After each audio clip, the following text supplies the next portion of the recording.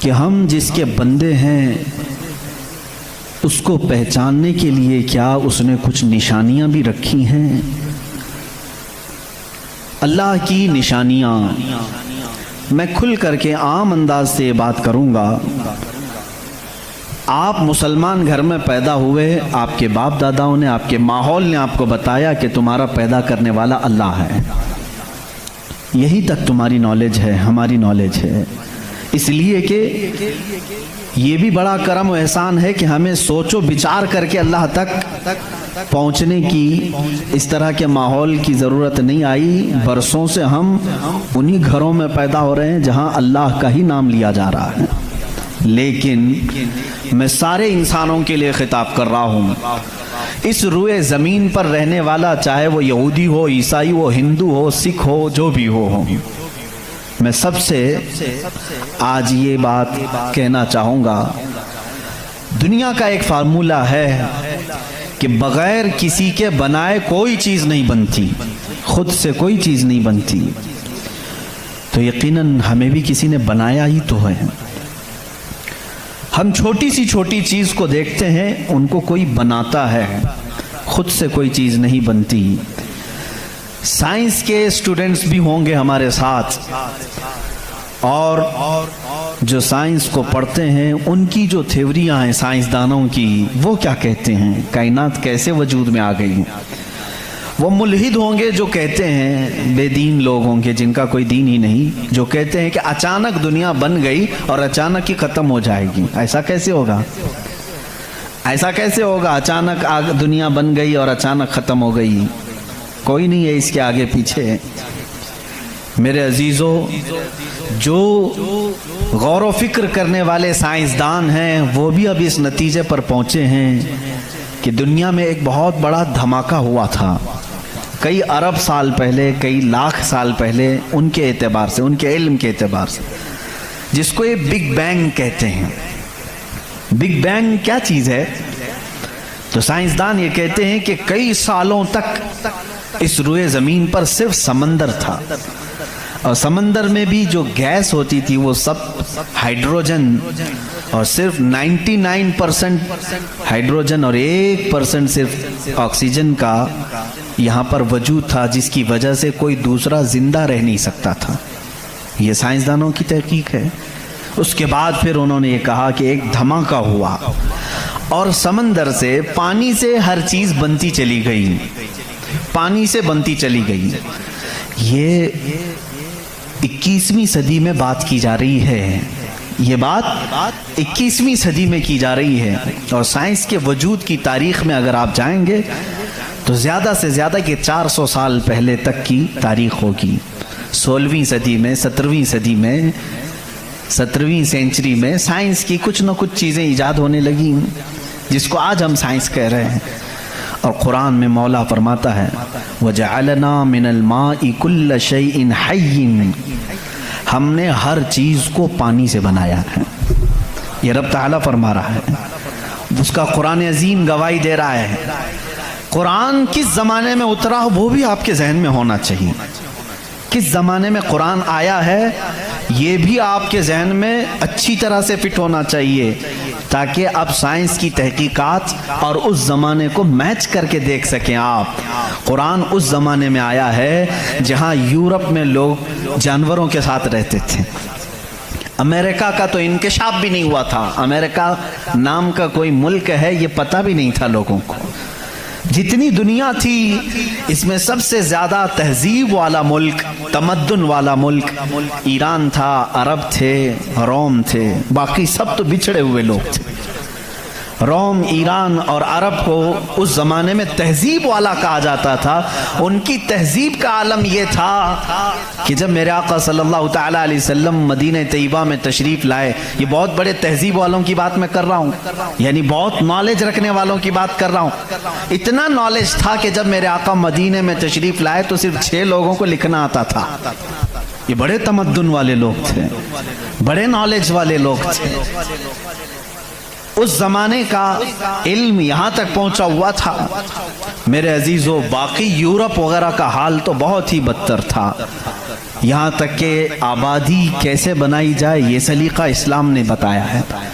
Road تک بنانے کے طریقے، راستے کیسے بنتے ہیں، یہ بھی کوئی علم نہیں تھا پہلے. لوگ ستارے دیکھتے تھے اور چلتے جاتے تھے.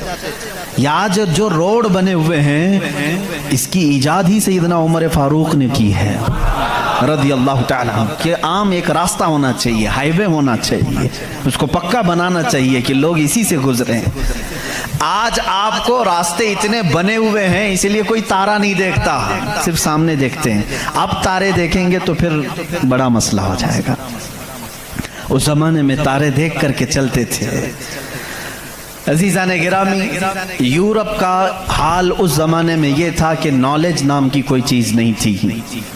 وہ لوگ انت وشواس، جیسے آج بھی ہمارے ہاں کچھ لوگوں میں موجود ہے، اندھا یقین، ان چیزوں پر بہت عمل کرتے تھے. جیسے اپشگن ہو جانا، یہ تمام معاملات میں بہت وہ آگے تھے. حتیٰ کہ بیماریوں کو بھی وہ بیماری نہیں سمجھتے تھے. جیسے آج یورپ جادو ٹونے پر یقین نہیں رکھتا، ہر چیز کو بیماری کہتا ہے. اس زمانے میں ہر بیماری کو وہ جادو سمجھتے تھے، شیطان سمجھتے تھے. بیماری کا ان کو ادراک بھی نہیں تھا. اسلام میں جو فقہا پیدا ہوئے، جو اطباء پیدا ہوئے، جو سائنسدان پیدا ہوئے، انہوں نے بیماری کے متعلق بہت سارے تحقیقات پیش کی. صرف یہ بات میں عرض کرنا چاہوں گا کہ قرآن اس زمانے میں نازل ہوا ہے جب علم کا وجود زیادہ نہیں تھا لوگوں کے پاس، اتنا کہ کوئی اکا دکا لکھنا جانتا تھا. اور کس پر نازل ہوا یہ بھی آپ کے ذہن میں ہونا چاہیے. دو چیزیں دماغ میں رکھیں، اس کے بعد پھر میں قرآن کی آیتیں پڑھتا ہوں. ایک ماحول ایسا ہے، سائنس کا وجود نہیں، علم کا وجود نہیں، علم نام کی چیز ہی نہیں تھی لوگوں کے پاس. اور جس پر نازل ہوا وہ ایسا رسول ہے جو کسی کا شاگرد بھی نہیں، کوئی استاد نہیں. محمد الرسول اللہ صلی اللہ تعالی علیہ وسلم، ان پر قرآن نازل ہوا. ایسے ماحول میں نازل ہوا جب کوئی علم جاننے والا نہیں تھا. اور جس پر نازل ہوا وہ کسی یونیورسٹی سے پڑھا، کسی کالج سے پڑھا، کسی مدرسے سے پڑھا ہوا رسول نہیں. اس رسول کا معلم اور استاد صرف خالق کائنات ہے. جبرائیل علیہ الصلاۃ والتسلیم کا بھی صرف اتنا کام رہا ہے، جو رب نے حکم دیا اتنا ہی پہنچا دیا. بلکہ بہت ساری قرآن کی باتیں ایسی ہیں جو جبرائیل پہنچا تو گئے لیکن اس کا علم انہیں بھی نہیں دیا گیا، انہیں بھی نہیں دیا گیا. اب یہ دو باتیں کسی کو بھی چیلنج کر کے بتا دینا، تاریخ کی سچائیاں اس بات کا انکار نہیں کر سکتی. اپنے تو اپنے، غیروں نے بھی حضور کی تاریخ لکھی ہے اور سبوں نے اقرار کیا ہے کہ محمد صلی اللہ علیہ وسلم ایک ایسے پروفٹ ہیں جو پوری زندگی بھر کسی استاد کے پاس گئے نہیں، کسی استاد کے پاس گئے نہیں. اور یہ بھی حکمت ہے میرے مولا کی، اسی لیے ہم اس رسول کو النبی الامی کہتے ہیں. امی کا مطلب کچھ بیوقوف لوگ آج کے زمانے کے جو بدعقیدہ ہیں وہ ان پڑھ کرتے ہیں. رسول ان پڑھ تھے، معاذ اللہ. بیوقوف ہو تمہیں معلوم نہیں، امی کا مطلب ہوتا ہے کسی سے پڑھا ہوا نہیں. ان پڑھ میں اور کسی سے نہ پڑھا ہوا ہونے میں بہت بڑا فرق ہے. یہ دو باتیں ذہن میں رکھو. قرآن کس ماحول میں نازل ہوا اور جس پر نازل ہوا وہ کسی کا شاگرد نہیں. اب اس کی باتیں جب ہم بیان کرتے ہیں سائنسدانوں کی آنکھیں پھٹی کی پھٹی رہ جاتی ہیں. وہ قرآن بیان کر رہا ہے ان فی خلق السماوات والارض لآیات لأولی الالباب، بے شک یہ زمین کی پیدائش میں، آسمانوں کی پیدائش میں بڑی میری نشانیاں ہیں. اللہ فرما رہا ہے رات کو ہم زائل کرتے ہیں، اسی سے دن نکالتے ہیں. قرآن یہ کہہ رہا ہے وجعلنا من السماء، آسمان سے اللہ تبارک و تعالیٰ نے یہ وجعلنا السماء سقفا محفوظا، قرآن کہتا ہے ہم نے آسمان کو ایک محفوظ چھت بنایا ہے. قرآن یہ کہہ رہا ہے آسمان اور زمین ملے ہوئے تھے، ہم نے دونوں کو پھاڑ کر کے الگ کر دیا اور دونوں کے منہ کھول دیا. یہ قرآن اس زمانے میں کہہ رہا ہے علم فلکیات جس کو آسٹرونومی کہتے ہیں، علم ارضیات جس کو جیو فزک کہا جاتا ہے، زمین کے معاملات آسمان کے معاملات جاننے والا اس زمانے میں کوئی نہیں۔ اس وقت قرآن کہہ رہا ہے آسمان و زمین ملے ہوئے تھے، ہم دونوں کو پھاڑ دیے، ہم نے ان دونوں کو پھاڑ دیا اور دونوں کے منہ کو کھول دیا۔ اب کا سائنس کہتا ہے زمین و آسمان کو دیکھنے کے بعد ایسا لگتا ہے کہ یہ گیلیکسی میں ملا ہوا ایک سیارہ تھا اور یہ پھر زمانے کے بدلتے بدلتے آسمان الگ ہو گیا، زمین الگ ہو گئی۔ اب کا سائنس یہ کہتا ہے، اور پھر یہ بند نہیں ہے جیسے ہماری چھت بند ہے، اوپر سے پانی ڈالو تو نیچے کچھ نہیں آئے گا، نیچے کے فرشی بھی بند ہے، نیچے زمین سے کوئی چیز یہاں مسجد میں نہیں نکلے گی۔ سائنس اب یہ کہہ رہا ہے آسمان میں جگہ جگہ سوراخ ہیں، منہ کھلا ہوا ہے، زمین میں بھی جگہ جگہ سوراخ ہیں، دکھنے والے نہیں، یہ کھلا ہوا ہے۔ اس کا مطلب میں بھی سمجھ نہیں پایا تھا، آسمان کھلا ہوا ہے، زمین کھلا ہوا، منہ کھلا ہوا ہے، کیا مطلب؟ کہا کہ اللہ تعالیٰ جب چاہے آسمانوں پر پانی ڈالے تو اپنا منہ کھولتا ہے، بارش برستی ہے، اور زمین کا منہ کھلا ہے، اس کا مطلب یہ ہے تم جہاں پر بھی جتنی گہرائی میں بھی زمین کے بیج ڈالو، اس کا منہ کھلا ہے، وہ سینہ پھاڑ کر باہر آتا ہے۔ اگر زمین بند ہوتی تو کوئی چیز زمین سے باہر نہیں نکلتی، زمین سے کوئی چیز باہر نکلتی ہے، اس کا مطلب ہے کہ ان کے منہ کھلے ہوئے ہیں۔ سائنس نے اب بھی کہا کہ آسمان کا منہ کھلا ہوا ہے، زمین کا منہ کھلا ہوا ہے۔ قرآن کس ماحول میں نازل ہوا ہے؟ جب سائنس کا وجود نہیں۔ ہاں اگر تم یہ کہتے شاید محمد صلی اللہ تعالیٰ علیہ وسلم بہت بڑے کسی سائنسدان کے شاگرد ہوں گے تو تمہارے تاریخ لکھنے والے ہی تمہارے چہرے پر زناٹے دار تھپڑ ماریں گے، اس لیے کہ وہ رسول اپنی 63 سالہ زندگی میں کبھی کسی کے شاگرد نہیں ہوئے، حتیٰ کہ سید الملائکہ کے بھی وہ شاگرد نہیں ہوئے۔ قرآن یہی کہہ رہا ہے زمین کی پیدائش میں، آسمان کی پیدائش میں میری نشانیاں ہیں۔ عزیزان گرامی اب میں وہ نشانیاں گناؤں بہت طویل وقت درکار ہے۔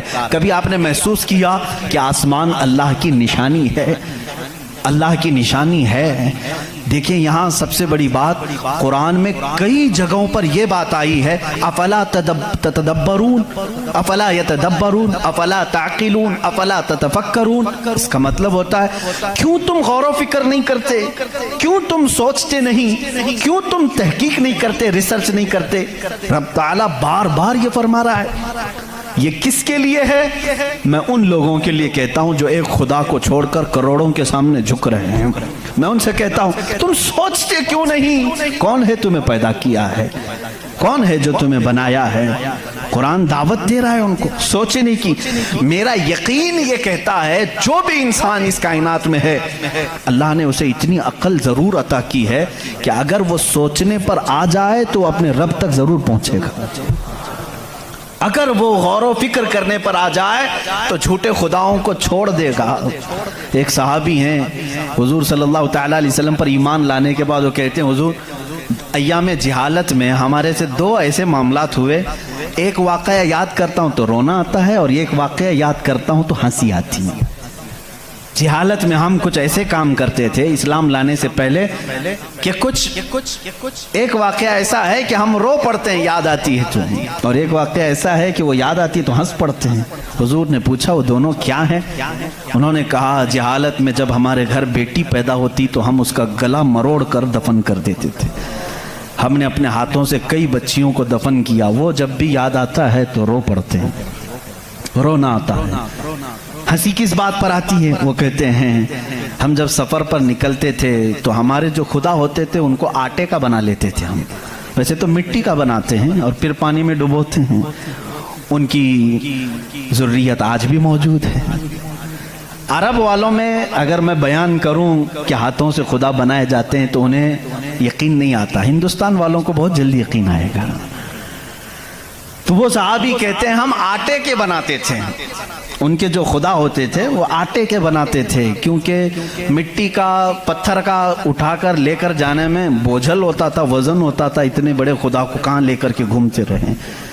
وہ صحابی کہتے ہیں ہم آٹے کا بنا کر لے جاتے۔ پھر ہنسی کس بات پر آتی ہے؟ کہتے ہیں اگر سفر میں زیادہ بھوک لگتی کبھی اس کا ہاتھ توڑ کے کھا لیتے تھے، کبھی اس کا پیٹ کاٹ کے کھا لیتے تھے، کیونکہ آٹے ہی کا تھا۔ آج بھی لوگ کرتے ہیں، شکر کا بناتے ہیں۔ بہرحال تو وہ صحابی کہتے ہیں مجھے ایام جہالت کی یہ باتیں یاد آتی ہیں تو میں ہنس پڑتا ہوں. خیر میں اور تفصیل میں نہیں جاؤں گا. عزیزان گرامی، غور و فکر کرنے کی جس کے اندر عادت ہوگی وہ انت وشواس صرف پھیلے ہوئے بے یقینی پر ایمان نہیں لائے گا. آج بھی بہت سارے ایسے نیوٹرل قسم کے لوگ ہیں جو مسلمان نہیں ہیں، میں جانتا ہوں ان کو، وہ خود آئیڈل ورشپرز نہیں ہیں، وہ خود اس بات کا انکار کرتے ہیں کہ اپنے ہاتھوں سے بنائی ہوئی چیز کی عبادت کیسے کی جائے. ہم اس پاور کو مانتے ہیں جو ہماری آنکھوں میں نہیں آتا مگر ہم سب کو دیکھ رہا ہے. ایسے لوگ بھی ہیں. ہاں اگر کوئی اس طرح کا موحد ہے، وہ اللہ کی وحدانیت کو تسلیم کرتا ہے تو اس کے ہدایت کی بھی امید ہے. میں یہ کہہ رہا تھا آسمانوں اور زمینوں میں اللہ نے فرمایا میری نشانیاں ہیں. غور و فکر کرنا چاہیے نشانی کیسے. پوری دنیا کے بہت ترقی یافتہ سائنس سے میرا یہ چیلنج ہے، میری یہ بات کا یہ چیلنج ہے. بہت تم نے ترقی کی لیکن ایک ایسی چھت بنا کر کے دکھاؤ جس کا کوئی پلر نہ ہو. ہوا میں چھت قائم کر کے دکھاؤ، اور وہ بھی اتنی موٹی ہونی چاہیے، اتنی موٹی کہ جس کے بارے میں حضور اکرم صلی اللہ علیہ وسلم نے فرمایا کہ اس کی موٹائی 500 سال اگر کوئی گھوڑا دوڑے تو طے نہ ہو پائے. وہ آسمان کی موٹائی. میں اتنی موٹائی کی بات نہیں کرتا ہوں، 1 کلومیٹر چوڑی ہی کوئی بنا کر کے دکھا دیں. سائنس ہمارا بہت ترقی کر چکا ہے، نہیں بنا سکو گی. لیکن کائنات کی اس پوری زمین پر اللہ رب العزت نے ایک چھت ہمارے سروں پر رکھی ہے، اور سب کو معلوم ہے وہ چھت کیسی ہے، بغیر پلر والی. کہیں اس کو ستون دیکھا آپ نے؟ اللہ الذی رفع السماوات بغیر عمد ترونها. قرآن کہتا ہے وہ اللہ ہی ہے جس نے بغیر ستون کے آسمانوں کو بنایا، اور تم بھی اس کو دیکھ رہے ہو. قرآن چیلنج کر رہا ہے تم بھی اسے دیکھ رہے ہو. اور حیرت کی بات یہ ہے ہمارے پلر والی چھت کے بارے میں تو یقین ہوگا اب یہ گرے گی نہیں، لیکن اگر یہ تڑکنے لگے کہیں سے، آوازیں آنے لگے، ہم بھاگ کر کے کون سی چھت کے نیچے جاتے ہیں؟ پلر والی چھت سے ہم کو خوف لگتا ہے آج کل گر نہ جائے، اور پناہ لینے کے لیے اس چھت کے نیچے جاتے ہیں جس کا کوئی پلر ہی نہیں. اللہ کی نشانیاں ہیں اس میں. اللہ رب العزت فرماتا ہے تم دیکھ رہے ہو ان آسمانوں کو ہم نے کیسے قائم کیا ہے. اب اس کی تحقیقات جو آسٹرونومی پڑھے ہوئے ہیں وہ جانتے ہوں گے. علم فلکیات اس کو کہتے ہیں، آسمانوں کا علم. یہ بھی ابھی سب کو پورا حاصل نہیں ہو سکا. جو ہماری نظروں میں نظر آ رہا ہے یہ تو دھواں ہے، بادل ہے. آسمان تک پہنچنے کے لیے پتہ نہیں کتنا سفر. اور اس میں اللہ رب العزت نے ستاروں کے ایک ایسے جھرمٹ کو رکھا ہے. آسمان کتنا چوڑا ہے، کتنا لمبا ہے، گیس کر سکتے ہیں ہم؟ کبھی گیس کریں گے آپ؟ میں صرف ایک حساب بتاتا ہوں. اس آسمان میں اللہ تعالیٰ فرماتا ہے کلن فی فلک یسبحون. سورج، چاند، جتنے بھی گیلیکسی کے سٹارز ہیں، تارے ہیں، یہ سب آسمان میں تیر رہے ہیں. اللہ فرما رہا ہے، سورہ یاسین کی آیت ہے، یہ سب آسمان میں تیر رہے ہیں، لٹک رہے ہیں. اچھا، جس پر لٹک رہے ہیں ظاہر سی بات ہے وہ بڑا ہونا چاہیے. اب وہ کتنا بڑا ہوگا؟ وہ چھت کی چادر کتنی بڑی جس پہ سورج بھی لٹک رہا ہے، چاند بھی لٹک رہا ہے. ہم نے سائز پوچھا سائنسدانوں سے، سائز پوچھا کہ یہ کتنے بڑے بڑے ہیں جو آسمان میں لٹک رہے ہیں. تو انہوں نے کہا سب سے قریب جو ہمارا ستارہ ہے، سیارہ ہے، زمین سے جو سب سے قریب سیارہ ہے وہ چاند ہے. اور سورج کا کیا حال ہے؟ کہا سورج زمین سے 13 لاکھ گنا بڑا ہے. 13 لاکھ گنا بڑا. اب یہاں ہماری عقلیں ششدر ہو جاتی ہیں، کسی کے پاس کیلکولیٹر بھی نہیں، کتنا حساب کرے. 13 لاکھ گنا بڑا زمین سے ہمارے تصور میں نہیں آتا. وہ کہاں لٹک رہا ہے؟ آسمان میں. चांद इससे 50 गुना बड़ा है जमीन से, वो कहाँ है? आसमान में। अच्छा इतना ही नहीं, ये गैलेक्सी के अंदर सूरज से 50 गुना बड़े इतने सैयारे हैं कि जिनमें से सिर्फ अभी 40% का दरियाफ्त की जा चुकी है, बाकी 60% अभी तक साइंसदानों को पता ही नहीं। सूरज से 50 गुना बड़े सैयारे और मौजूद हैं। पूछा ये सब कहाँ है? ये भी आसमान में है। इसीलिए मेरे मौला ने फरमाया बेशक आसमानों की पैदाइश में उसकी बड़ी निशानियां हैं। अब मेरे अजीजों आओ, तुम्हें अपने घर की छत डालने के लिए कितने दिन लगते हैं, कितने वर्कर लगते हैं, कितने मजदूर लगते हैं, क्या क्या इसके लिए सामान लगते हैं, ये सब तुम्हें मालूम है जिन्होंने छतें डाली। अब इतनी बड़ी छत जिसने कायम की है, जिसमें लाखों गुना बड़ा जमीन से सूरज भी है, चांद भी है, गैलेक्सी के और स्टार्स हैं, वो खुदा फरमा रहा है आसमान को, जमीन को किस तरह से उसने बनाया। कुरान में है सिर्फ 6 दिन में इन दोनों की पैदाइश हुई है।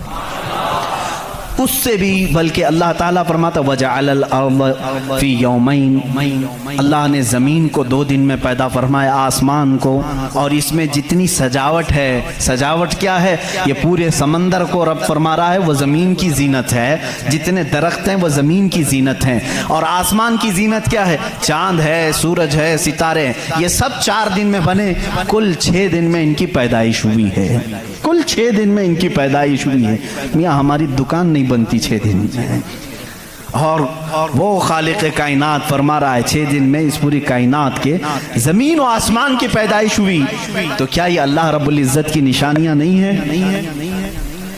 गौर और फिक्र, तदब्बुर। मैं अगर सुनी हुई बातों पर यकीन नहीं आता कुछ लोगों को, क्योंकि वो साइंस के माहौल में आज जी रहे हैं, वो हर बात साइंस की यकीन के साथ मान लेते हैं। मैं उनसे ही कहता हूँ अपने साइंसदान आकाओं से पूछें कि इस जमीन का हजम कितना बड़ा है, आखिर ये ठहरी कैसे है इतने दिन तक, यावत तक कायम कैसे है, ये हिलती क्यों नहीं है?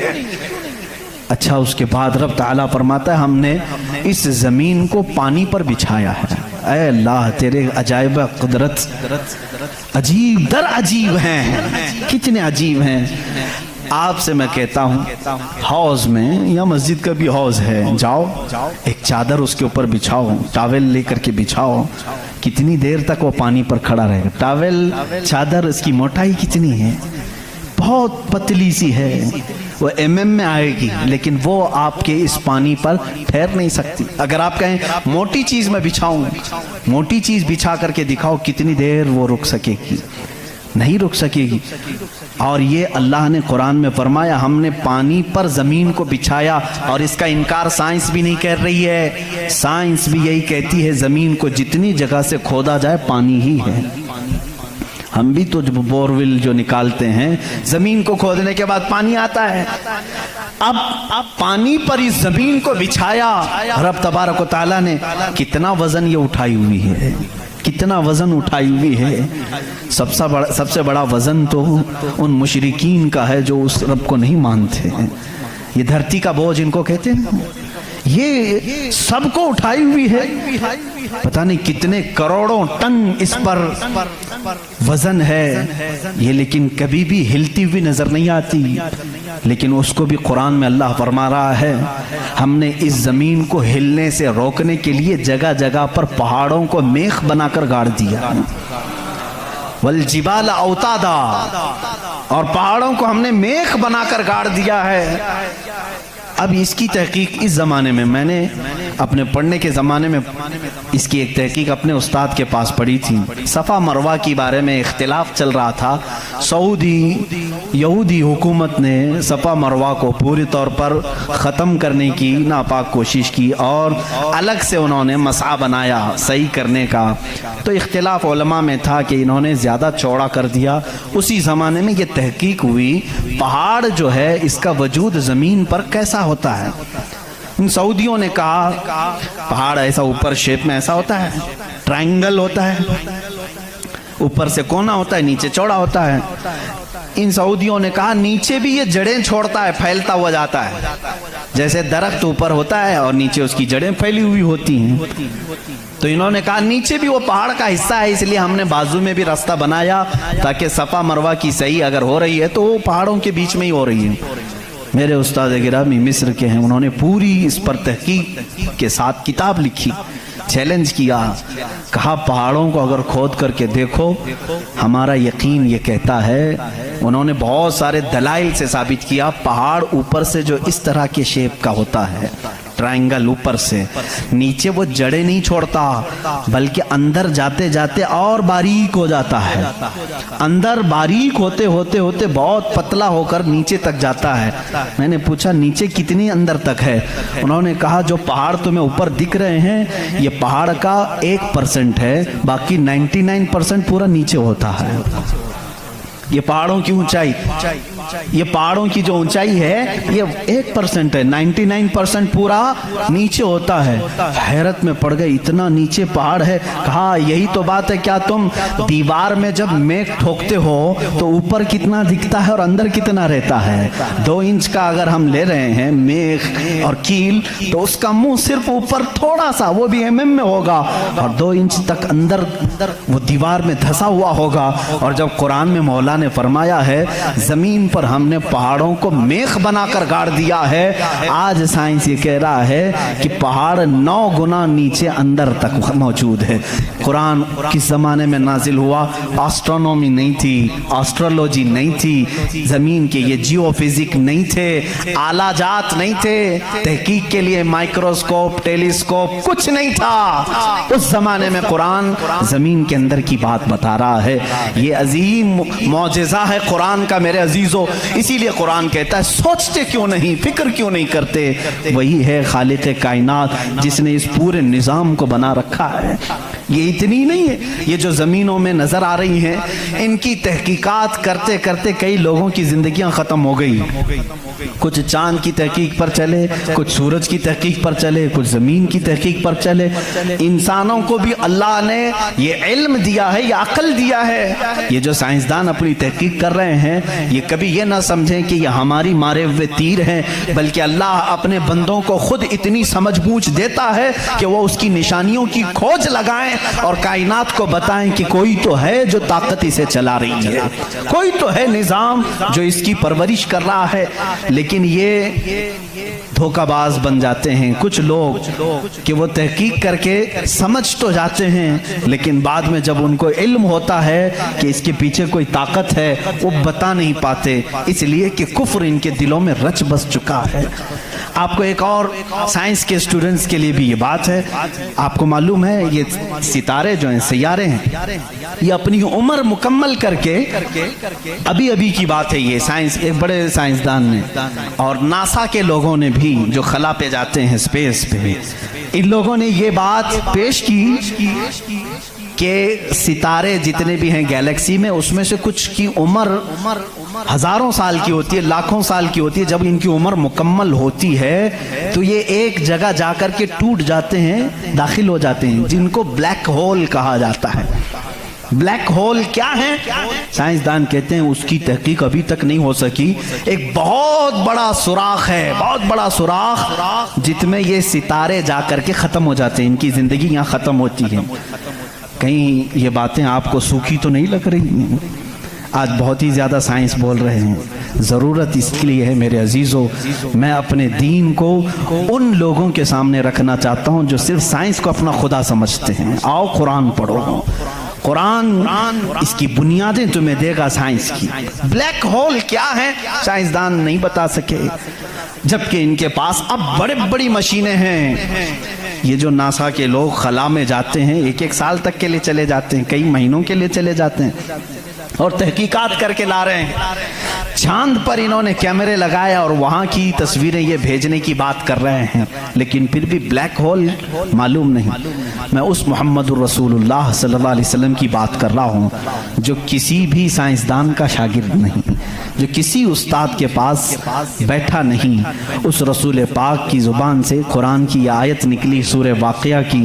اللہ فرماتا لا اقسم بمواقع النجوم انہو لقسم لو تعلمون عظیم۔ اللہ فرماتا قسم ہے اس جگہ کی جہاں جا کے ستارے ٹوٹ جاتے ہیں، بے شک اللہ رب العزت کی اس میں بڑی شان ہے اگر تم سمجھ سکو۔ آسٹرونومی کو قرآن بتا رہا ہے کہ بلیک ہول ہیں، مواقع النجوم ان کو کہا گیا ہے، جہاں ستارے جا کر فنا ہوتے ہیں۔ عزیزان گرامی، یہ تکلیف صرف ہماری ہے کہ ہم نے قرآن عظیم کو اس لیول کے اعتبار سے پڑھا نہیں۔ سائنس کے لیے جو لوگ MBBS کر رہے ہوں گے یا پھر انجینئر بن رہے ہوں گے، ان سے بھی میں یہ دعوت دیتا ہوں کہ قرآن کو بھی کبھی اس اینگل سے پڑھ کر کے دیکھو، اس کی نشانیاں اتنی عظیم ہیں۔ میں سمجھتا ہوں کہ تمہیں پھر کہیں ادھر ادھر منہ مارنے کی ضرورت نہیں، معرفت خداوندی اسی سے حاصل ہو جائے گی۔ غور و فکر کرو، تمہیں اسی سے اللہ رب العزت کی معرفت حاصل ہو جائے گی۔ کوئی تو ہے خالق۔ امام اعظم ابو حنیفہ رحمۃ اللہ تعالیٰ علیہ کے پاس ایک دہریہ، اس زمانے کے بھی جو ایتھسٹ ہوتے ہیں، ایتھسٹ سمجھتے ہیں، ایک نیا یہ چلا ہوا، نیا نہیں ہے پرانے ہی ہیں، نام نیا لگتا ہے، ملحد ہیں یہ۔ ایتھیزم بہت سارے لوگ وہ اپنے دین اپنا ریلیجین کے جگہ پر یہ لکھتے ہیں، آپ دیکھ لینا ان کو، ایتھیزم۔ آپ مسلم لکھتے ہیں، کچھ لوگ ہندوازم لکھتے ہیں، کچھ لوگ کرسچینٹی کہتے ہیں، کچھ جیوز ہوتے ہیں، لیکن کچھ ہیں جو ایتھیزم، ایتھسٹ ہیں۔ ایتھسٹ کا مطلب کوئی خدا نہیں، کوئی دین نہیں، کوئی مذہب نہیں۔ یہ بیچارے آوارہ لوگ ہیں، یہ لاوارث لوگ ہیں جو اس طرح سے کہہ رہے ہیں۔ اب ان کی بات میں آپ کو بتاؤں، ایتھیزم اس طرح کا ایک ایتھسٹ امام اعظم ابو حنیفہ کے پاس آیا، اس نے کہا خدا ہے؟ تم بار بار خدا کی بات کرتے ہو، مجھے تو نہیں لگتا کوئی نہیں ہے، اگر ہے تو دکھتا کیوں نہیں؟ بہت ساری چیزیں ہیں اسی آپ نے سمجھایا جو دکھتی نہیں لیکن ہیں، بہت ساری چیزیں ہیں۔ اس نے کہا ایسی کوئی چیز نہیں ہے جو ہے اور دکھتی نہیں۔ آپ نے اس کو ایک تماچا لگایا، ڈھیلا اٹھا کر کے مار دیا۔ اس نے کہا میں سوال کیا تم نے مار دیا۔ کہا کیا ہوا مارا؟ کہا درد ہو رہا ہے۔ کہاں ہے درد؟ اب ہو رہا ہے، دکھتا نہیں ہے لیکن احساس ہے۔ بہت ساری چیزیں ایسی ہیں جو دکھتی نہیں ہے لیکن ہے، وہ ان کا وجود ہے۔ بہرحال آپ نے اس کو جواب کیا دیا؟ کہا سنو، میرے ساتھ آج ایک بڑا عجیب واقعہ پیش آیا۔ میں سمندر کے کنارے گیا تھا، میں نے دیکھا ایک کشتی کو، اور وہ کشتی کی تعجب خیز بات یہ تھی کہ وہ اکیلے چل رہی ہے، کوئی نہیں چلا رہا، سامان خود سے وہ لاد لیتی ہے اپنے اوپر اور چل پڑتی ہے سیدھے راستے پر، پھر تھوڑی دیر کے بعد ساحل پر آتی ہے اور اپنا سامان خود ہی اتارتی ہے، پھر جیسے ہی وقت ہوتا ہے پھر چل پڑتی ہے۔ کوئی کشتی بان نہیں، کوئی ملا نہیں، کوئی کیپٹن نہیں اس کے اندر، سواری بھی نہیں، خود سے سب چل رہی ہے۔ یہ اس دور میں امام اعظم کہہ رہے ہیں جب الیکٹرانک دور نہیں تھا۔ آج کے لوگ ہو سکتا ہے یقین کر لیں الیکٹرانک کشتی ہوگی، ہو سکتا ہے کوئی اس کو الیکٹرانک مشین چلا رہی ہوگی، ایسا نہیں ہے۔ اس زمانے میں کوئی اس چیز کی ایجاد نہیں تھی۔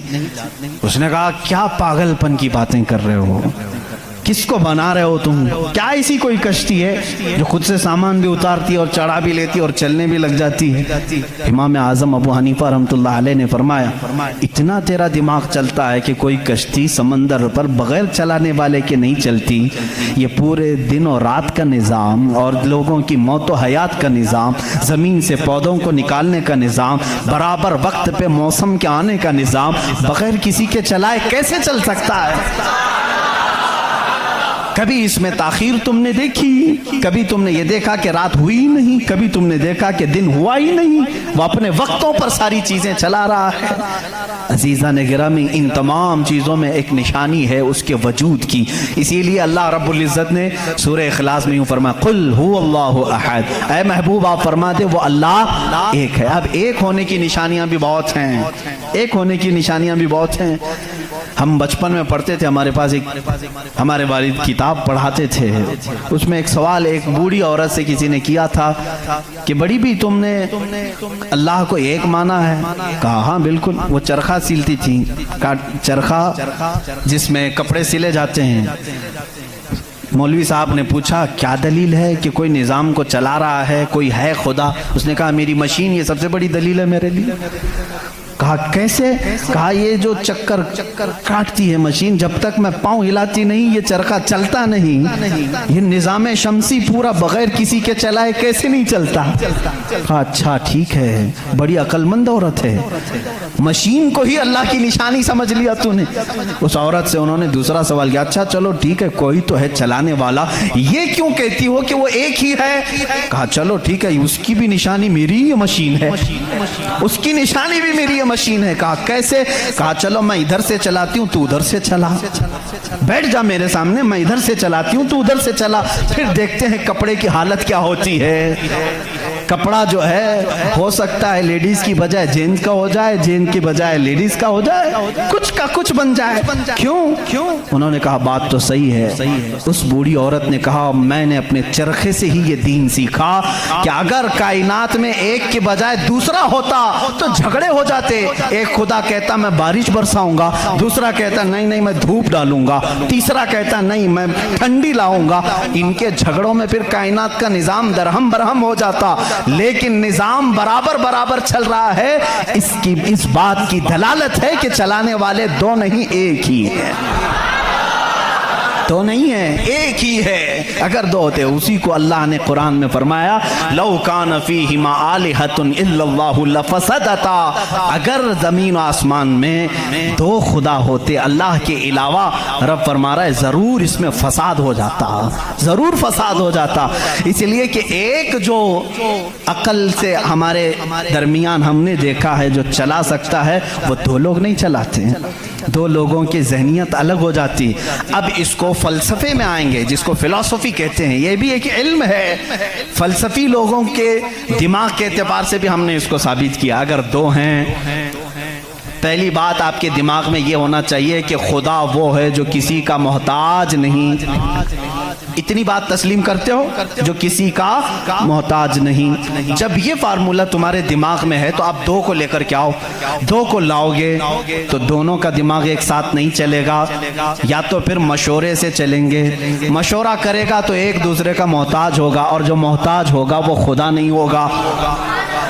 मिसाल के तौर पर दोनों बैठे हैं, चलो आज मीटिंग करते हैं, कल बारिश करेंगे, तो जाहिर सी बात है एक ने दूसरे को पूछा तो पहला वाला दूसरे का मोहताज हुआ कि नहीं? अब खुदा के बारे में हमारा तस्वूर ये है, वो अपने कामों में किसी की शिराकत नहीं चाहता, कोई शरीक नहीं है उसका। अब अगर शरीक हो गया तो उसकी फजीलत कहाँ है? एक होने में जो फजीलत है वो दो में है नहीं। एक होने में जो फजीलत है वो दो में है नहीं।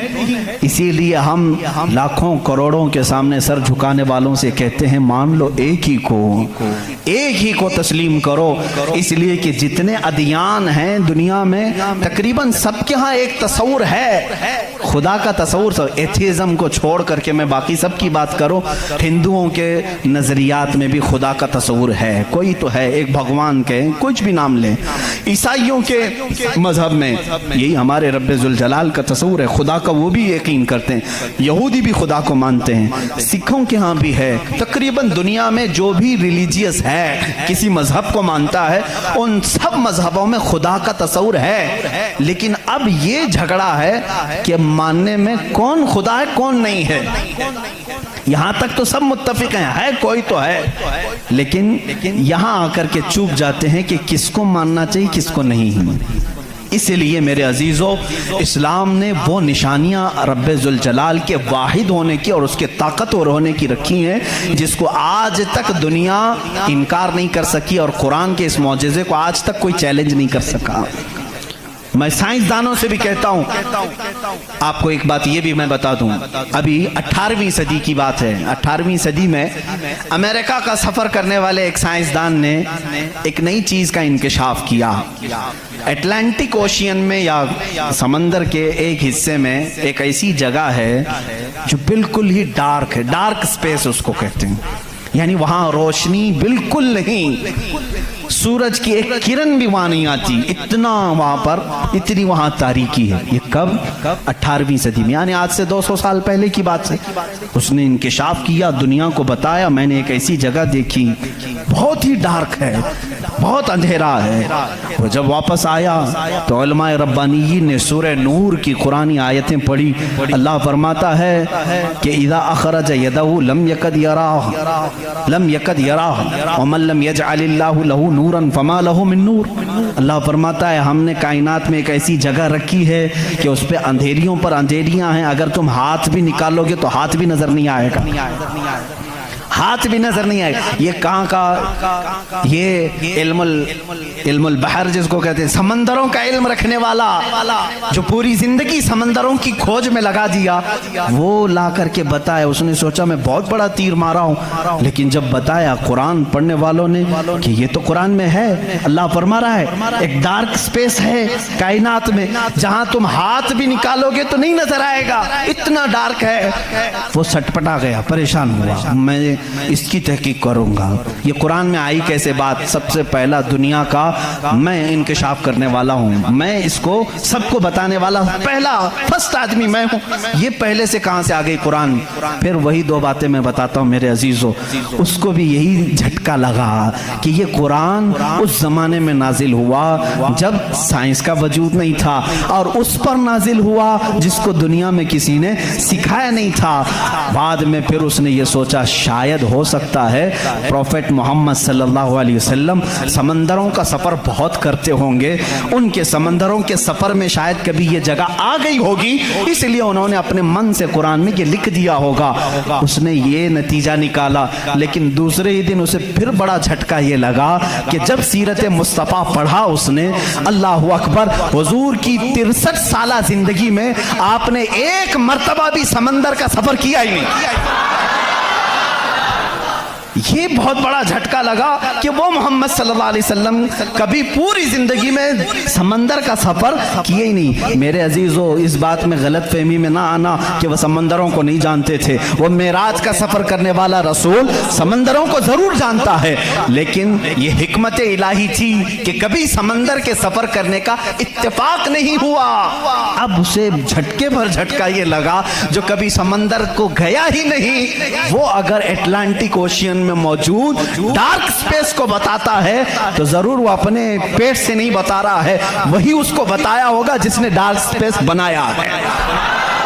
यही अल्लाह रब्बुल इज्जत के वहदानियत की निशानियां हैं, उसके वजूद की निशानियां हैं। कुरान पढ़ो, इसमें बहुत सारी चीजें, जिन्होंने ये इंकिशाफ किया कि कुछ समंदरों में ऐसे अल्लाह रब्बुल इज्जत ने बनाया है, वो भी आपको मिल जाएंगे। दो समंदर मिलते हैं और दोनों का रंग अलग है, एक समंदर नीला है, एक समंदर पीला है, दोनों का टेस्ट भी अलग है, इधर का मीठा इधर का खारा नमकीन है, लेकिन वो बहुत दूर तक मिलते हुए जाते हैं। लेकिन इसका पानी उसमें नहीं आता, उसका पानी इसमें नहीं आता। क्यों नहीं आता? अल्लाह फरमाता मरजल बहरैनी यल्तक़ियान, मरजल बहरैनी यल्तक़ियान बैनहुमा बरज़ख़ुन ला यबग़ियान फ़बिअय्यि आलाइ रब्बिकुमा तुकज़्ज़िबान। उस रब्बे ज़ुल जलाल ने फरमाया हमने दो समंदरों को बहाया है, देखने वालों को ऐसा लगता है कि ये मिल गए हैं, लेकिन हमने उसमें न दिखने वाली एक ऐसी दीवार बनाई है कि इसका पानी उसमें नहीं मिलता, उसका पानी इसमें नहीं मिलता। ये भी कौन से रसूल की जुबान से अल्लाह ताला बता रहा है लोगों को, जो रसूल कभी समंदर का सफर किया ही नहीं। उस रसूल की जुबान से अल्लाह ने दो समंदरों के मिलने की बात की। साइंसदानों, अब तो तुम्हें मानना ही चाहिए कि कुरान रसूल का अपना बयान किया हुआ कलाम नहीं है, उसी का ये कलाम है जिसने समंदरों को इस तरह पैदा किया है। कायनात में बहुत सारी चीजें हैं मेरे अजीजों। कुरान अल्लाह रब्बुल इज्जत का ये कलाम इतनी ही नहीं, ये तो बड़ी बड़ी निशानियां। मैंने कहा अगर इसकी मारिफत, इसकी खोज में लग जाओगे तो जिंदगी तमाम हो जाएगी। मैं तो कहता हूँ अल्लाह ने एक बात ये भी फरमाई है तुम्हारे लिए, वफी अनफुसिकुम अफला तुबसिरून। अल्लाह फरमा रहा है तुम इधर उधर निशानियां ढूंढ रहे हो, हमने तुम्हारी जात में अपनी निशानियां रखी हैं, तुम नहीं देखते? तुम्हारी जात में हमारी निशानियां हैं, तुम नहीं देखते। इतनी निशानियां हैं, इसके लिए आपको कई उलूम पढ़ने की जरूरत है। जाहिर सी बात है, इंसान के एक एक पार्ट पर जो रिसर्च करता है वो अपने वक्त का एक बड़ा डॉक्टर बनता है। खाली सिर्फ दिल पर जिसने रिसर्च किया वो कार्डियोलॉजी है, जो सिर्फ किडनी पर रिसर्च किया वो नेफ्रोलॉजी है, और जो सिर्फ रगों को देखा है वो न्यूरोलॉजी है। पार्ट पार्ट पर इन्होंने पूरी जिंदगियां खत्म की। पूरे इंसान को पढ़ा किसने आज? कौन पढ़ा है? इसीलिए इमाम आजम अबू हनीफा रहमतुल्लाह अलैह ने फरमाया, मन आरफा नफ्सहू फक़द आरफा रब्बह। जिसने सिर्फ अपनी जात को पहचान लिया वो अपने रब को पहचान लेगा। तुम्हारे जिस्म में जिस तरह की चीजें अल्लाह ने बनाई, डॉक्टर से जाकर के पूछो कि हमारे जिस्म के अंदर का जो निज़ाम है, एक बार जो नस कट गई 1000 डॉक्टर मिलकर के वो नस नहीं कायम कर पाते। ये रगों का सिलसिला ऐसा है। और फरमाया गया, बल्कि तहकीकात बताती हैं, हमारे जिस्म के अंदर मौजूद ये नसों को, रगों को निकाल करके अगर बिछा दिया जाए, कई 1000 किलोमीटर लंबी हो जाएंगी, कई 1000 किलोमीटर लंबी हो जाएंगी। ये नसों का इतना लंबा सफर हो जाएगा। इतना सारा मवाद अल्लाह ने तुम्हारे जिस्म में रखा। और रब ताला ये फरमाता है, मफाही में आयात में बयान कर रहा हूँ, कभी आपने सोचा हमने जुबान से जो जो चीज़ें खाई, अल्लाह अकबर। मैं एक बड़े मुहक्किक के हवाले से कहता हूँ, रोटी को उन्होंने कहा तुम्हारी रोटी, तुम्हारे खाने अल्लाह की निशानियाँ हैं। मैंने पूछा रोटी भी निशानी है अल्लाह की? कहा हाँ। तुम एक रोटी को कहाँ कहाँ से हासिल करते हो? अनाज खेत से लिया, फसल जब आई उसको कुटाया, पिसाया, आटा बनाया, फिर घर में लाया, गूंधने के लिए दिया, आटा गूंधा गया, रोटियां बेली गई, तवे पर रखी गई, बन गई। कितनी मंजिलों से गुजरी, खेत से आई, पिसाई में गई, गुंधाई में गई, पकाई में गई, अब उसके बाद रेडी होकर तुम्हारे बर्तन में आई। इसके बाद तुमने क्या किया? अब तक सब तुम्हारा इख्तियार चल रहा है, तुम अपनी मर्जी से कर रहे हो। गेहूं का लाना है, जौ का लाना है, जवार का लाना है, किसका लाना है, तुम्हारी मर्जी। आटे से कितना गूंदना है, नरम गूंदना है, मोटा गूंदना है, तुम्हारी मर्जी। रोटी मोटी पकानी है, पतली पकानी है, तुम्हारी मर्जी। रोटी पक जाने के बाद 4 टुकड़े करने, 5 टुकड़े, 2 टुकड़े, तुम्हारी मर्जी, सब तुम्हारी मर्जी है। इसके बाद तुम चबा करके खा गए, उस रोटी को चबा कर खा गए, निगल गए। ये रोटी जब हलक से उतर गई, अब तुम्हारी मर्जी नहीं है। उस एक ही रोटी से गोश्त भी बनता है, उसी एक रोटी से खून भी बनता है, उसी एक रोटी से मनी भी बनती है, उसी एक रोटी से पीप भी बनता है, उसी एक रोटी से कफ और बलगम भी बनता है, उसी एक रोटी से सब चीजें बन जाने के बाद हमारे फुजलात भी निकलते हैं। मैं नहीं समझ पाया, ऐ मेरे अजीजों मुझे बताओ, एक रोटी लो, उसके एक टुकड़े से तुम गोश्त बना के दिखाओ, दूसरे टुकड़े से तुम खून बना के दिखाओ, तीसरे टुकड़े से तुम पीप बना के दिखाओ, चौथे टुकड़े से तुम बलगम बना के दिखाओ, नहीं कर सकोगे। इसलिए कि सिर्फ गूंधने पकने तक तुम्हारी मर्जी चलती है, हलक से नीचे उतर जाने के बाद खुदा कदीर व जब्बार का निजाम चलता है। तुम्हारे रिस्क में उसकी निशानियां हैं। कौन है जो बनाता है हमारे जिस्म के अंदर इस रोटी से हमारे जिस्म का हिस्सा? पूछो, जाकर किसी से भी पूछो, यह हमारा जिस्म मोटा ताजा गोश्त कैसे बन गया? ये खाने अच्छे खाओगे इससे बन गया। हमने कहा हम खाने काजू बादाम भी खा रहे हैं तो भी गोश्त बन रहा है, रोटी खा रहे हैं तो भी गोश्त बन रहा है, चावल खा रहे हैं तो भी गोश्त बन रहा है। और खून ऐसा लिक्विड है कि बाजार में मिलता नहीं, किसी इंसान का ही लेना पड़ता है। इसको कौन बनाया है? कहा इसको भी रोटी से ही बनाया है, काजू बादाम से ही बनाया है, फलों से ही बनाया है। हम पूरी दुनिया की ग़िज़ाएं लाकर चक्की में पीस करके भी खून का एक कतरा नहीं पैदा कर सके, लेकिन वो रब्बे ज़ुल जलाल हमारे लुक़मे के नीचे जाते ही निज़ाम को शुरू फरमा दिया है। कैसा वो निज़ाम है, कैसा वो निज़ाम है ऐ मेरे अजीज़ों। इसीलिए मेरा मौला फरमाता है फी अनफुसिकुम अफला तुबसिरून, तुम्हारी ज़ात में मेरी निशानियां हैं, क्यों तुम नहीं देखते, क्यों तुम नहीं देखते? आपको अगर मैं ज़ातियात, नफ्सियात, तबईयात, ये जो उलूम हैं इस पर गुफ्तगू करूं तो एक बड़ा अलग टॉपिक हो जाएगा। अल्लाह ताला ने इस निज़ाम को कैसे बैलेंस रखा है जानते हैं आप? कभी आपको मालूम है हमारे कानों में एक अलाइनमेंट होता है, जैसे व्हील अलाइनमेंट करते हैं, हमारे दोनों कानों के बीच में एक कतरा छोटा सा अल्लाह ने रखा है, ये बैलेंस को बरकरार रखता है। जो सनकी होते हैं, जिनको कहते हैं पागल हो गया, झोले खाता रहता है, ये कौन लोग हैं जानते हैं आप? जिनको कभी कभार फीड्स आ जाती है, चलते चलते आड़े टेढ़े हो जाते हैं, ये कौन है? जिनका सिर्फ वो कानों के बीच का एक कतरा भी हिल गया, तुम्हारा बैलेंस नहीं बिगड़ जाएगा। तुम खड़े कैसे होते हो? दो पैरों पर सीधे खड़े रहते हो, जब तक चाहो खड़े रहो, चलना चाहो तो सीधे चलते हो। अगर वो बैलेंस चूक गया, जैसे कार व्हील अलाइनमेंट छूटने से इधर उधर जाने लगेगी, तुम्हारे पैर लड़खड़ाने शुरू हो जाएंगे। इस एक हल्के कतरे से अल्लाह ने तुम्हारे पूरे वजूद को रखा है। तुम्हें टेढ़ा करने के लिए सिर्फ उस कतरे को जुम्बिश देने की जरूरत है, सिर्फ जुम्बिश देने की जरूरत है। मैंने साइंस की एक तहकीक पढ़ी, अल्लाह अकबर, हैरत होती है। उन्होंने ये तहकीक करके बताया, ये जो तुम्हारी पलकें झपकती हैं, खुलती भी हैं, झपकती भी हैं, जानते हैं आप ये कितनी हल्की हैं और किसी को एहसास भी नहीं होता कब झपकी कब खुली, किसी को एहसास नहीं होता। कहा इसके अंदर कौन सी ताकत है? क्या रबर है, मैग्नेट है, कैसे ये कैसे होती है? इसको एक साइंसदान ने कहा कि अगर किसी की पलक झपकना छूट जाए, नहीं झपक सकती, तो उसको बिल्डोजर से खींच के भी बंद नहीं कर सकोगे, इतनी ताकत लगा करके भी उसे बंद नहीं कर सकोगे। ऐसा फ्लेक्सिबल है, ऐसा रबर है। और अगर बंद हो गई तो खोल भी नहीं सकोगे, पूरी ताकत लगा के टूट के फट जाएगा ये पलक, खुलेगी नहीं खुलेगी। झपक गई तो वही रह गई, खुली तो बंद नहीं होगी। पूरी दूसरी कोई भी अल्टरनेट ताकत से अगर तुम चाहो इसको बंद करना या खोलना नहीं कर सकोगे।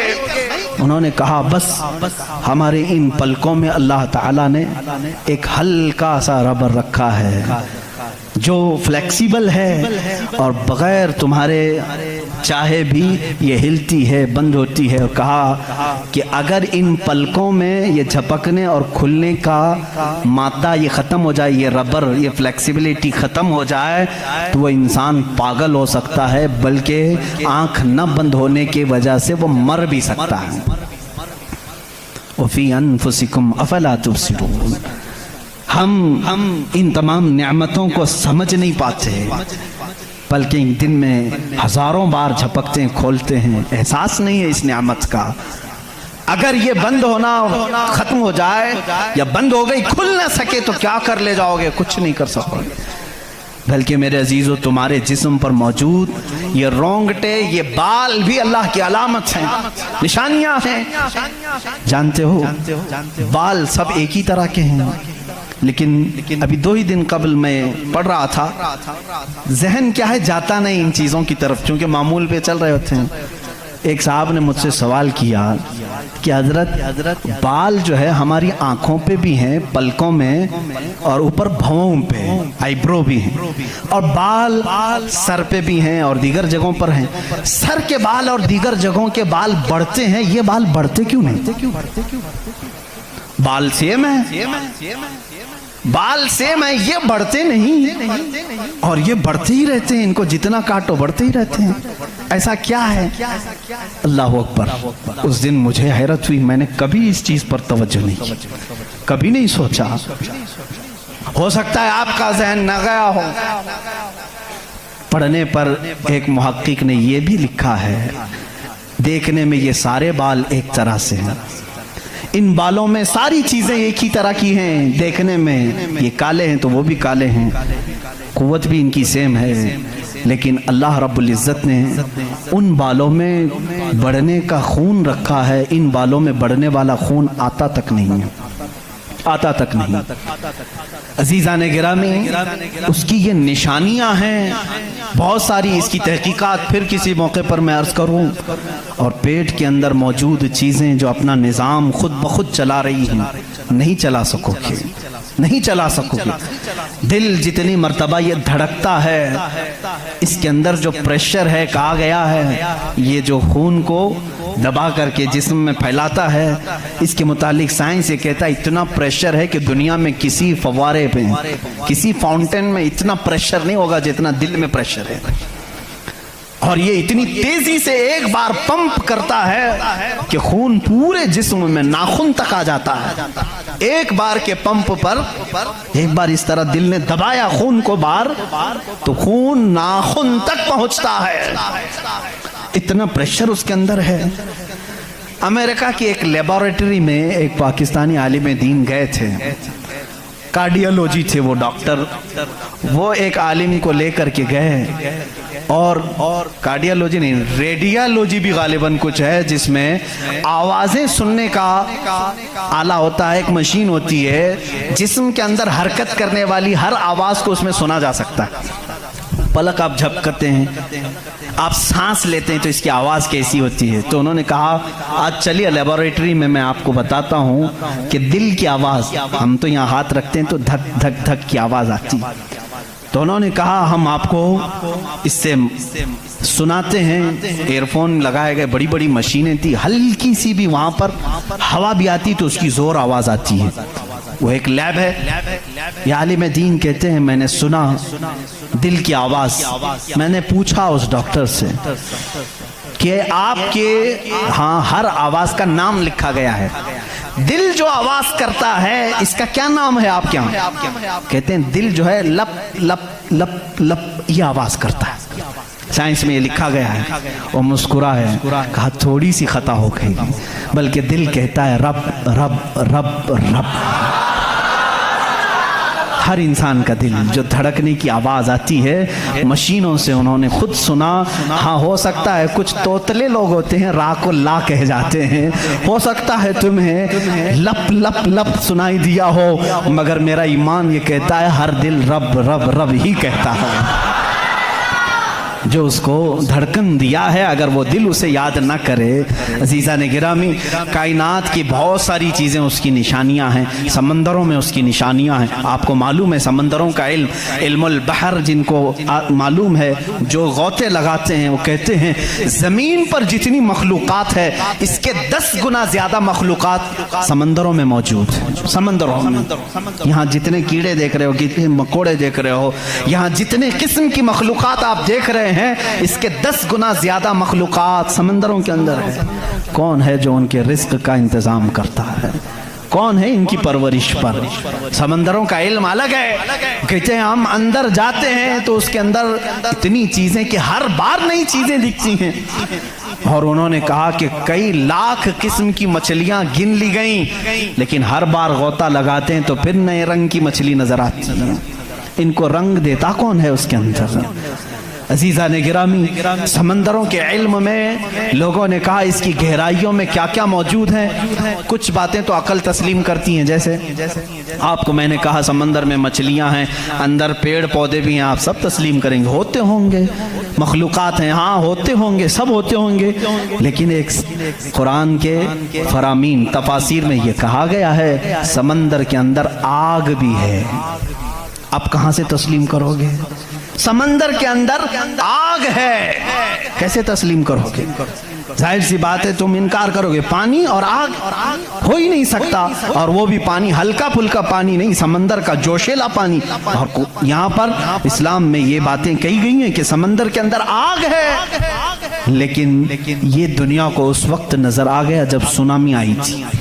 इंडोनेशिया में जो साहिल पर सुनामी की लहरें जिन्होंने देखी, जिसकी रफ्तार 2000 किलोमीटर पर आवर थी, 2000 किलोमीटर पर आवर की रफ्तार से वो पानी चल रहा था, और उसकी हाइट जो मौजों की वो 200 फीट ऊंची थी।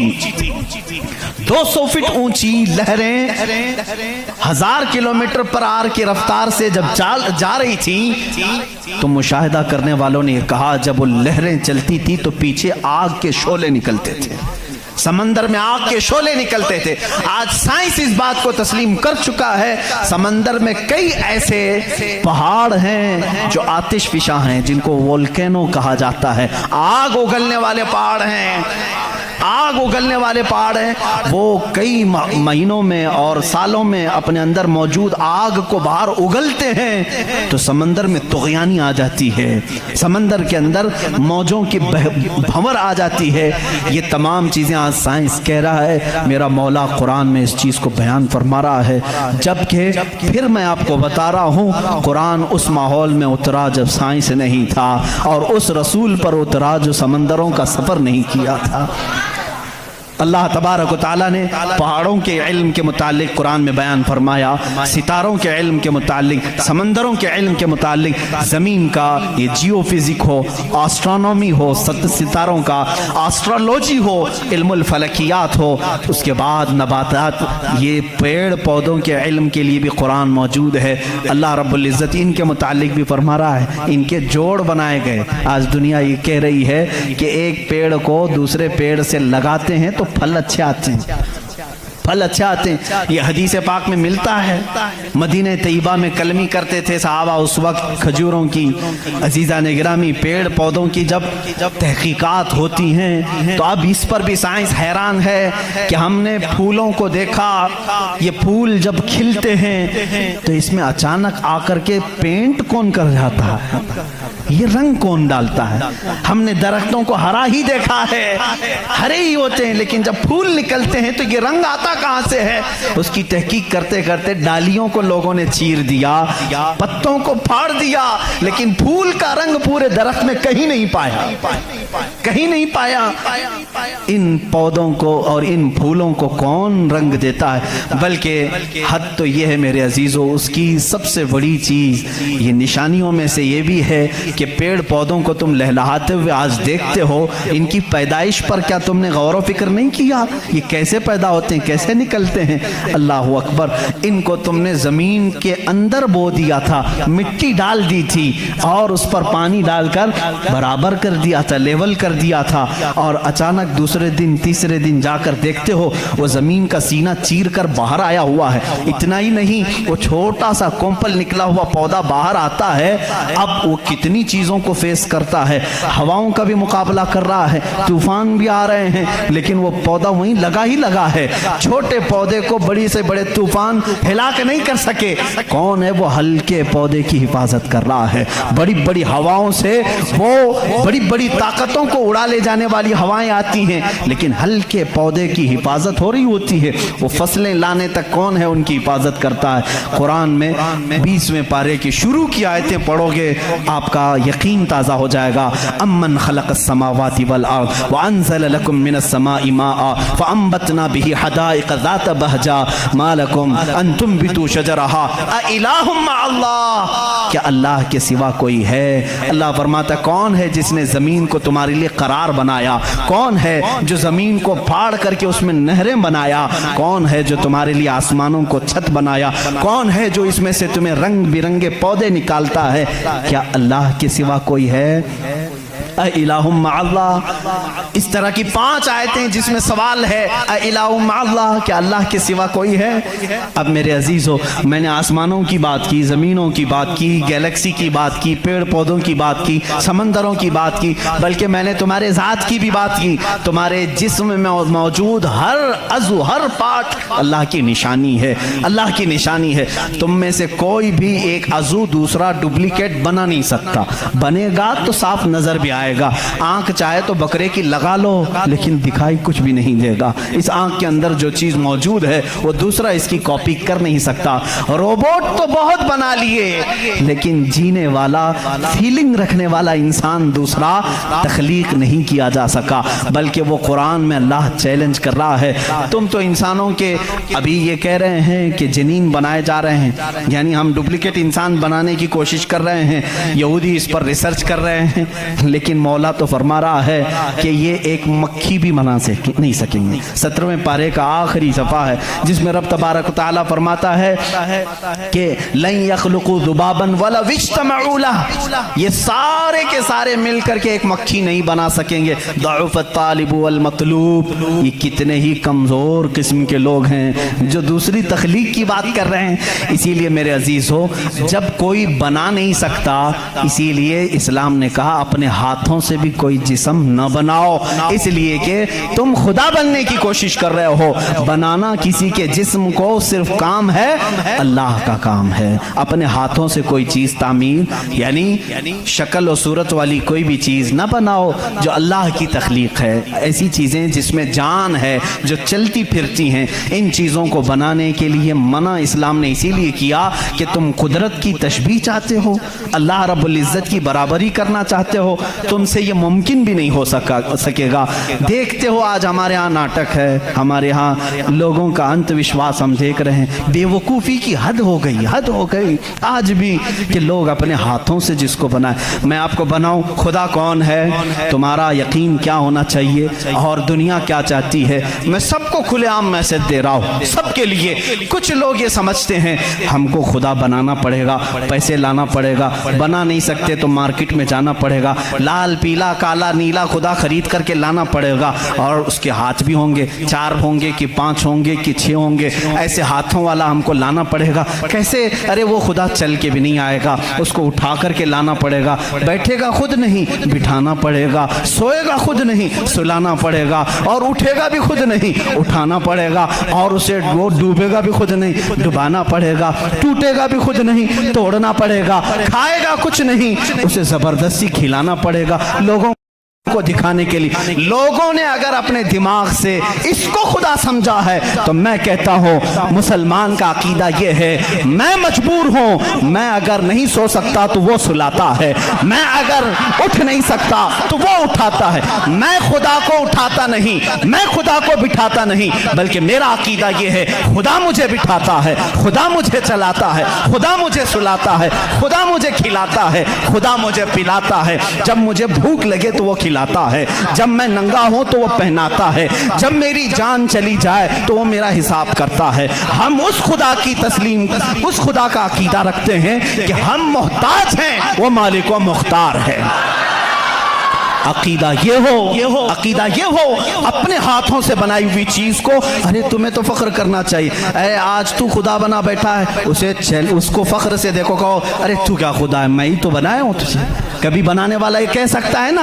और कोई आकर के, सारे लोग इबादत कर रहे हो, कोई आकर के सामने कह दिया सारे भक्तों के पास कि तुम इसको खुदा कह रहे हो, मैं तो लातों से गूंद के बनाया था इसको, मैं तो अपने हाथों से इसको बनाया, तो इज्जत क्या रहेगी। इसीलिए आपने देखा इस्लाम का अकीदा वहदानियत ये है, अकीदा खुदा ये है कि हमने आज तक करोड़ों मस्जिदें हैं, कभी हमने खुदा की जिस्म तो दूर की बात है, कोई शक्ल और तस्वीर भी मस्जिदों में नहीं रखी। क्यों? इसलिए कि अगर तस्वीर लगेगी कहीं खुदा की तो हम उसको खुदा तस्लीम ही नहीं करते, क्योंकि खुदा वो है जो किसी की आंख में आ नहीं सकता, और अगर किसी की आंख में आ गया तो वो खुदा हो नहीं सकता। जो आंख में आ गया वो खुदा हो नहीं सकता। सिर्फ और सिर्फ दुनिया में इस्लाम वो है जो बगैर देखे उसकी बारगाह में झुक जाता है। दुनिया सामने देख करके झुकती है और मोमिन बगैर देखे उसके सामने झुकता है। यही तुम्हारी सबसे बड़ी सिफत है ईमान वालों, जो कुरान कहता है युमिनून बिल गैब, ये वो बंदे हैं जो गैब पर ईमान लाते हैं। अब यहाँ आखिरी बात मैं करने आता हूँ, मेरा वक्त तवील हो गया। ऐ मौला तेरी निशानियां बहुत हैं, आसमान तूने बनाया, जमीन तूने बनाया, सितारे तेरे हैं, समंदरों का इल्म तूने इंसानों को दिया, सब कुछ तूने बनाया। लेकिन मेरा अकीदा, मेरा विजदान ये कहता है एक कायनात में सबसे बड़ी अगर कोई निशानी है तो वो मोहम्मद रसूलुल्लाह की जात है। फिर भी इसीलिए कहा मक्का के वो कुफार पूरी कायनात के सबसे बड़े काफिर हैं कि अल्लाह की सबसे बड़ी निशानी को देख करके भी ईमान नहीं ला सके, इसलिए कि वो रसूल ही बजाते खुद अल्लाह की एक ऐसी निशानी है। चेहरा व दुहा है, जुल्फे व लैल है, और दस्ते मुबारका और गले का नरम व नाजुक अंदाज ये है कि इंसान देख करके हैरत में रह जाता था।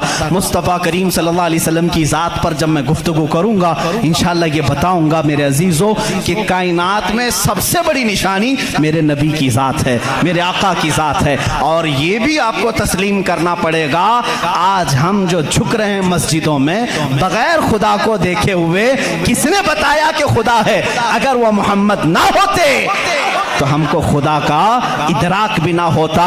اسی لیے ہم کہتے ہیں میں مانتا ہوں اے عقل والو میرا محمد خدا نہیں ہے, مگر دلوں میں یہ نقش کر لو کہ وہ خدا سے جدا نہیں ہے.